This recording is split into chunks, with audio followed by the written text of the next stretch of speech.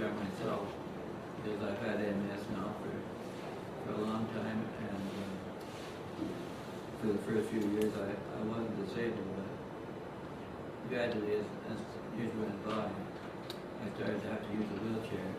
So it was after 1982 that I started using the wheelchair and started needing to get places that were accessible. And all these people that were trying to make places accessible, but they weren't consulting the people that were the experts. And the experts are the people that have disabilities themselves, and they know what they want. But a lot of people seem to think that a person with a physical disability is mentally disabled too and not capable of thinking for themselves. So gradually I got frustrated. Like there'd be a ramp, but there'd be a curve at the bottom or a step at the top. And you go into a building, or you go up a ramp, and you find a door that opens right into you. So you have to try to maneuver past the door to get the door open so you can get into the room. And then they'd build a bathroom that was accessible, but it would be at the bottom of a flight of stairs or at the top. So after 2 or 3 years of putting up with that sort of thing, I decided that, and I wasn't alone, there was a lot of other people I knew that had disabilities that were in the same problem. And we decided to do something about it and form a group to try to educate the people about what they needed to do. And gradually, we thought that we could get something done, and people could do things right in the first place, because it's a lot easier to do it right in the first place than to have to do it over again afterwards. And it just seemed that almost every project that everybody had done, there was something missing or something that should have been done differently that wasn't done. So we got together in different times and figured, what can we do to make things work? Because people were spending money anyway to do the job. So we decided that we form an organization. And we spent quite a lot of time trying to think, well, what are we going to call the organization? And we figured that because we were trying to teach them something, we call it education. And then gradually came out that we would educate the people to provide quality accessibility. And so we eventually came up with that, and then we had to try to think of a logo for our group. So after a long time, we came up with this EQA, as the Q is in the shape of a wheelchair, and it seemed to fit the bill all right. So we decided that we needed to have an organization that wasn't at all fall apart. So we decided to register our group and become so people can get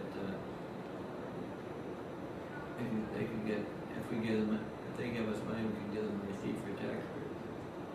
So we went to the person in the government that gave out the licenses and so on, and he suggested that we add Canada to so that we could cover the whole country and give advice if we could do it by telephone or by mail. So we have given advice right from the East Coast to the West Coast of Canada. And Fletcher mentioned this morning, everything that is done to help a disabled person is helpful to an able-bodied person as well. And like the ramps and so on, for mothers with trying to push a baby carriage or something like that, or for a senior citizen. And the ramps and well, the push-button doors make a huge difference for anybody, like a mother trying to push a baby carriage into a room. If you just take your elbow and push on the button to start you, it's so much easier. And people that are delivering, they run into the same problem. Their arms are full, so they can't turn the knob on the door to open it. So just push the button with your elbow, and it's open for you. So it's not just disabled people benefit from all the accessibility, it's just everybody.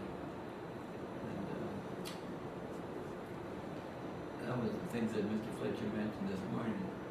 I couldn't have agreed with him more.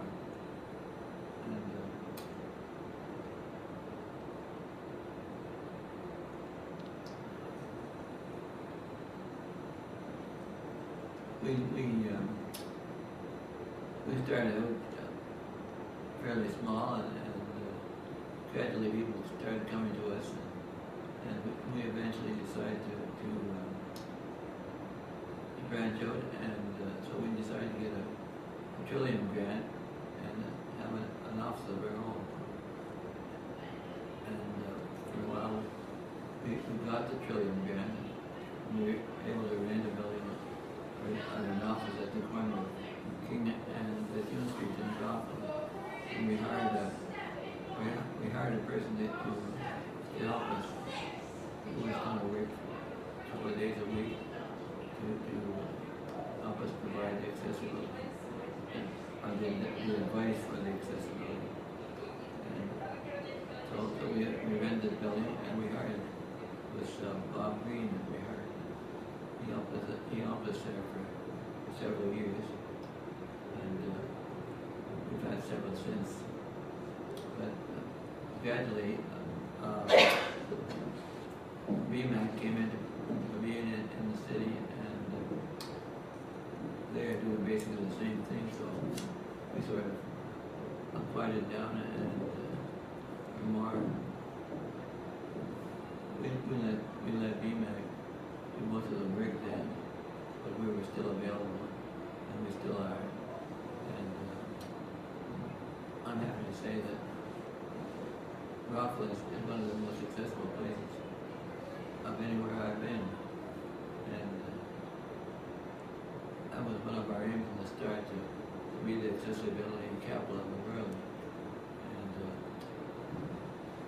I've been many places, and I've never seen a place that's more accessible than Brockville. Maybe some people disagree, but there's still a lot of work that needs to be done. And fortunately, the city council has backed us 100%, and with their backing, their inspiration, other people are following suit. And one of the key things that happened was back about the time we started.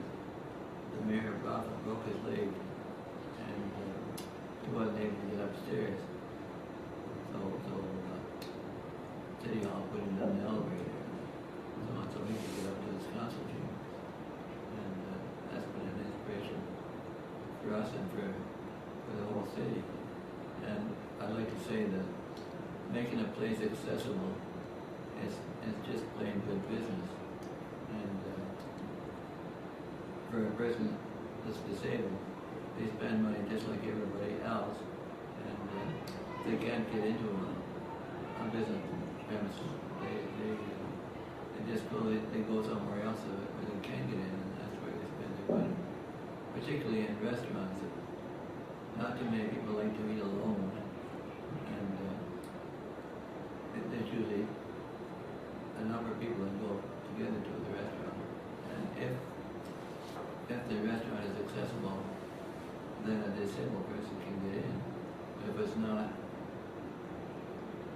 they all go somewhere else, so they've lost quite a bit of money by not allowing people to get in. And I think that is a good reason why places should be more accessible. And there's a lot of things involved that just don't need to cost a lot of money. Like the aisles need to be clutter-free, for example. They don't want to have garbage cans or anything in the middle of aisles because you can't get by with wheelchairs. And people shouldn't think that, oh, it's just a little lip there.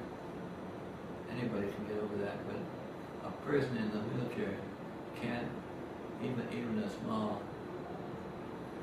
fall lip on the threshold in the door to stop a wheelchair. I know it, and I can back me up on this. You have to go through all kinds of weird places to get to where you want to go.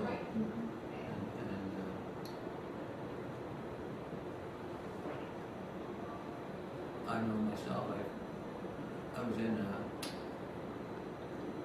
I forget the name of the place in Toronto that is supposed to be a real classy hotel, and in order to get into the dining room you have to go through the kitchen, and I had to go through the kitchen, and it was the most messy kitchen I'd ever seen in my life, and that sort of took my appetite away. So you need to have it, in order for a place to be accessible, it needs to have everything in the path that is open and clear. Don't put garbage cans in the middle of aisles, and don't have any kind of displays in the middle of the aisle so it can impede a wheelchair from getting by. And I think those are very important. Now, if you want to have any questions, you can give them after. You can talk to me afterwards. Or talk to Heike. And when we first started with EQA, we decided that we try to do a video to try to show people what some of the problems are. Because most of the people that are not disabled themselves just don't realize what a disabled person has to go through.